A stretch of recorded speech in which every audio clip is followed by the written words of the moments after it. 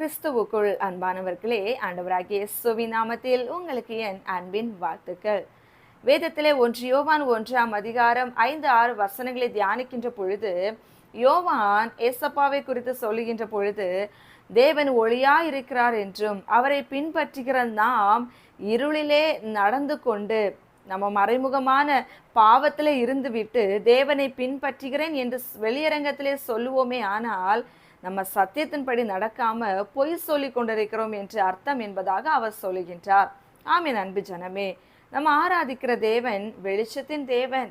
அவர் ஒளியா இருக்கிறார் இல்லையா? அவரை பின்பற்றுகிற நாமும் வெளிச்சத்தின் பிள்ளைகளாக வாழ வேண்டும் என்று கற்றுக் கொடுக்கிறார்.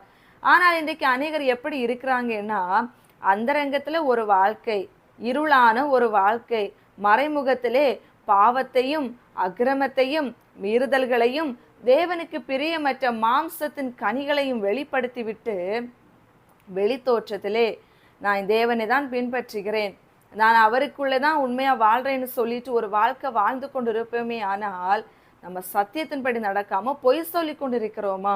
நம்ம தேவனுடைய வார்த்தைகளை கை கொள்ளுகிறோம் என்று ஏமாற்றி கொண்டிருக்கிறோம் என்று அர்த்தம் என்பதாக யோவான் சொல்லுகின்றார். அன்புக்குரியவர்களே, நம்மை நாம் நிதானித்து பார்க்க வேண்டிய நேரம் இது.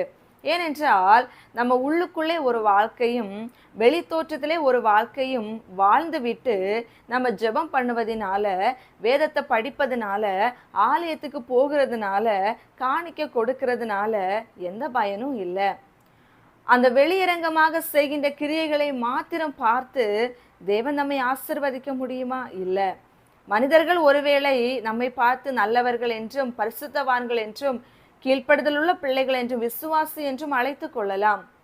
ஆனால் ஆண்டவர் இப்பேற்பட்ட ஒரு வாழ்க்கை வாழுகின்றவர்களை புறம்பே வெள்ளையடிக்கப்பட்ட கல்லறை என்றுதான் அவர் அழைக்கின்றார். ஆகினால் அன்பு ஜனமே, நம்மை நாம் இன்றைக்கு ஆராய்ந்து பார்க்க வேண்டும். அகமான வாழ்க்கையிலும் ஒளியின் பிள்ளைகளாகத்தான் இருந்து கொண்டிருக்கின்றோமா? வெளிச்சத்தின் பிள்ளைகளாகத்தான் வாழுகின்றோமா? இல்லையேல் வெளித்தோற்றத்தில் மாத்திரம் வெளிச்சத்தின் பிள்ளைகளாக வாழ்ந்துவிட்டு அகமான வாழ்க்கையிலே இன்றைக்கு குப்பைகளை நிறைத்து பாவ சேற்றுக்குள்ளே மூழ்கி இருளான ஒரு வாழ்க்கைக்கு நேராக வாழ்ந்து கொண்டிருக்கின்றோமா? தேவன் நம்மை கண்ணோக்கி பார்த்து கொண்டிருக்கின்றார். அவருடைய நியாய தீர்ப்பு நாளிலே நம்முடைய அகமான வாழ்க்கைக்கும் வெளியரங்கமான வாழ்க்கைக்கும் சேர்த்துதான் கணக்கு ஒப்புவிக்கப்பட வேண்டும். ஆகையினால் கேட்கிற என் அன்பு ஜனமே, நம்ம கிறிஸ்தவர்களாக இருப்பதனால் பயன் அல்ல.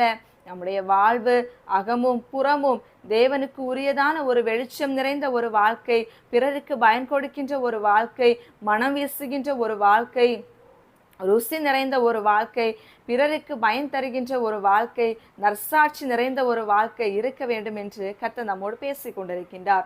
ஆகையினால் கேட்ட சத்தியத்தின்படி நம்முடைய வாழ்க்கை இன்றைக்கு இரு தரப்பான ஒரு வழியிலே இரண்டு எஜமான்களுக்கு ஊழியம் செய்வது போல இரு மனமுடையவர்களாக இரு நினைவு உடையவர்களாக வாழ்கின்றோமா என்று ஆராய்ந்து பார்த்து நம்முடைய வாழ்க்கையில் இருக்கின்ற இருளின் பாவங்கள் அது எதுவென்று நம்மை குறித்து நமக்கு தெரியும் இல்லையா?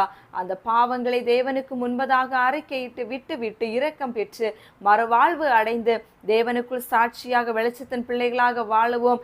இருளுக்குள் இருக்கின்றவர்களையும் வெளிச்சத்துக்கு நேராக கொண்டு வருகின்ற நல் சாட்சியுள்ள பிள்ளைகளாக மாறுவோம்.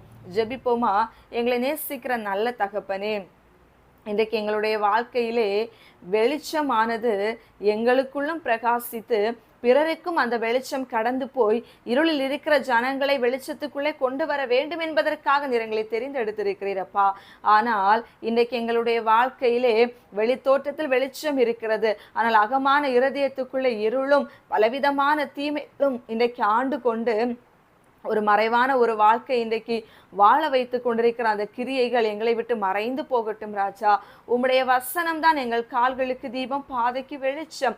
உம்முடைய வசனம் எங்களை மாற்ற வல்லது. உம்முடைய வார்த்தை அப்பா எங்களுக்கு நல்ல ஔஷதம், அது மருந்தாக இருக்கிறது ஆண்டவரே.